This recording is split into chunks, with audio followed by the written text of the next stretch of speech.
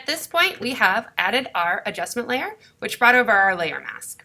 That's allowing us to show the edit in the areas that are white and hide the edit in the areas that were black. So that allowed me to be able to change the hue of the car, and it's just going to change the hue in those selected areas. At this point, we may, however, notice that we missed some pieces still. I can see that this corner here, the color doesn't match. We can kind of see around this edge here as well. We have some areas that we just want to clean up. The way that we're going to clean that is by actually working on our layer mask. So I'm going to make sure that I'm selected on it. I can see that I have the bracket keys around it. That means that I'm on that layer. I'm going to zoom in into the specific areas that I want to work in, and I'm going to grab my brush tool. Once again, we're going to be creating a manual selection here. We're not going to utilize the quick selection brush. White is going to show our edit, and black is going to hide our edit. So I can see that my taillight right here, my edit should not be showing here. I should be hiding it.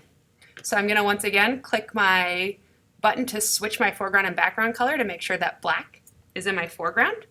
I can also hit my X key to do that quickly. And I'm going to come in and I'm going to paint that piece back in.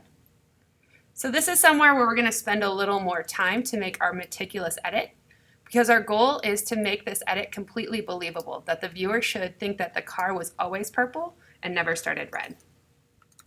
From here, I can see that in this area, I want to show my edit. So that means I want to paint with white. So once again, as I can see right here, black is my foreground color, so I want to switch it. So I hit my X key. White is now my foreground color, so that is the color I will paint with. And I'm going to come into this area and I'm going to add to those pixels. So we're just going to slowly go around our image and we're going to clean those different pieces until we have the most believable edit of our car. Once we finish our edit, we want to make sure that we save this as a Photoshop document, because we want to make sure that we retain both our layer adjustment as well as our layer masks. So that way, at a later point, we are able to clean our edit and improve it more.